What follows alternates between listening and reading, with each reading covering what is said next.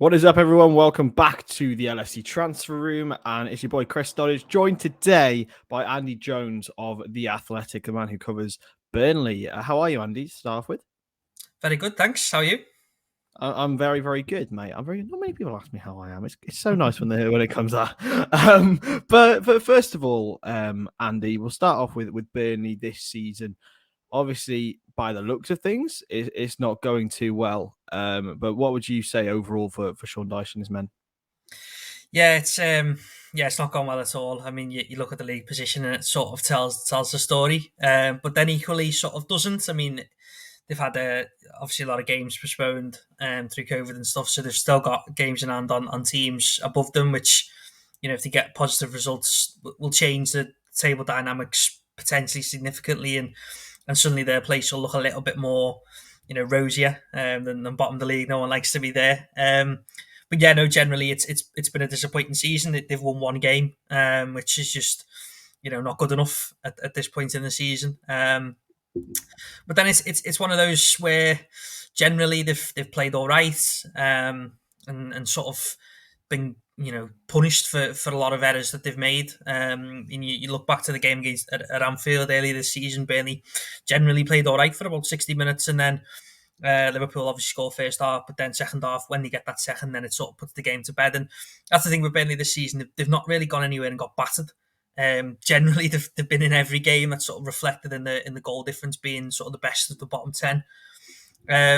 But then they've had some disappointing performances generally that against the teams around them have been where they've performed worst this season, which is just not ideal. Which usually is where you'd expect Burnley to pick most of the points up. So yeah, no, it's a disappointing one, but with the results against Manchester United and Arsenal, and you just feel that now they can start to build up momentum, which they had no rhythm because of all the COVID postponements and stuff over sort of the Christmas period. Now you sort of feel like they're getting back into a rhythm, and potentially generally they're stronger in the second half of the season, and well, they're going to need to be this season to survive. Definitely. I mean, we can't talk about Burnley without talking about the transfer window. I think they probably made one of the most shrewd signings of the transfer window in Van Weghorst, and the other man who they brought in, Maxwell Cornet. I don't know if you've got any updates on his availability. I believe spoke to Sean Dyche earlier today, and he said he should be fine. I think Yeah, it was just. I think he took a little bit of a knock and it was a bit of a cramp more than anything else. So it wasn't anything too serious, thankfully, from Burnley's perspective. very much so. I mean, how much threat do you think those two will, in particular, provide, and what other options do you think Burnley will look to exploit Liverpool? Yeah, it'd be interesting. I mean, Vegas has come in and agree with you on the shoe business, because it looks like he's certainly a better all round player than Chris Wood. To sort of get 25 million for Wood and then replace him for half the price looks really good.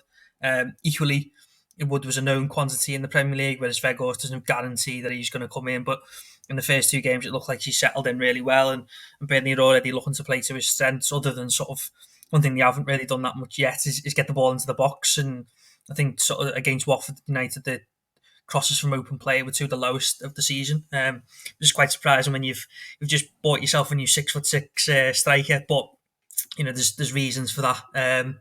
But yeah, no, they will be the two main threats. Be interesting to see how he works. He played against Watford. He played Cornet and Weghorst as a two up front. Cornet generally has been playing there this season. But then against Manchester United, changed it up. Brought Jay Rodriguez in, who scored, had a really good game, linked up well with Weghorst, and played Cornet out wide, and played McNeil on the other side. So they're your four if they do start. There's probably a few question marks about how he might use Cornet, just because he was away at the AFCON but didn't really play much, so he's still trying to find that fitness and get that match sharpness back. But also, you look at Liverpool's right-hand side with Trent Alexander-Arnold, potentially Mo Salah, Harvey Elliott, whoever plays in that triangle. It's very attacking, and the wide midfielder for Burnley is going to need to be very disciplined. And that's one side of the game that Cornet's still getting used to, still getting adapted to Burnley's sort of 4-4-2 defensive framework when he's playing wide.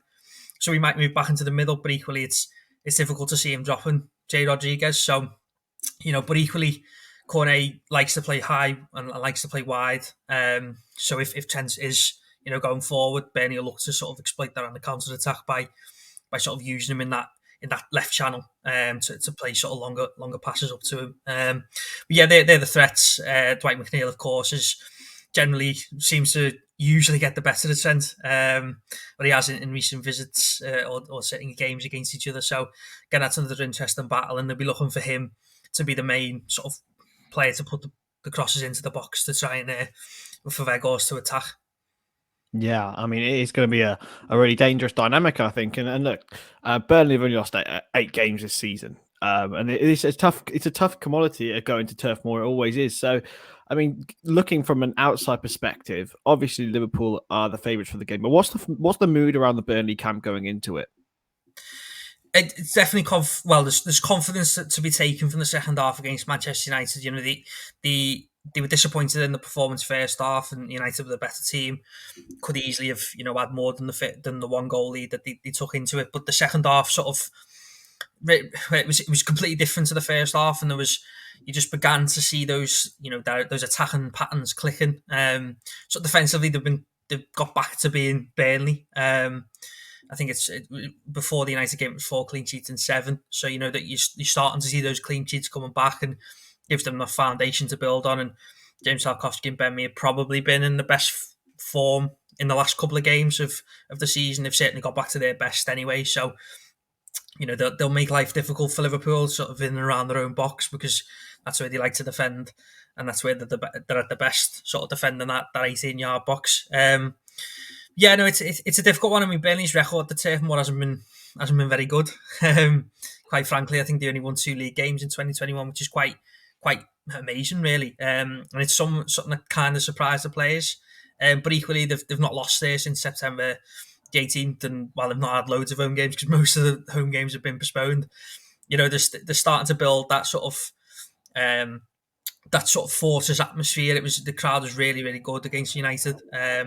Really got up and clapped the team off at half time, clapped them back on when it could have been 1-0 down, could have turned a different way given the result against Watford. It's expected to be another sellout, but it is another sellout for the Liverpool game. So again, you're going to have that atmosphere. They're going to be boosted from the United game, and the players will be as well. They like it when they've got games coming thick and fast, and they can build that momentum. And with 3 draws in the last games, while they haven't got that win, it's better than going into games when you've lost one or whatever. So they'll attack the game. They'll try and make it as hard and as difficult and as awkward, as Dice usually uses that word for Liverpool. And they'll look to use the crowd's energy to try and get Liverpool off the game and then try and score goals from that.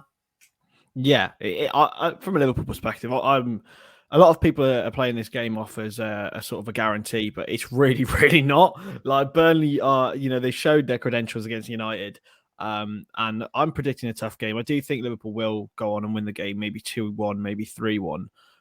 But what's your prediction going into it?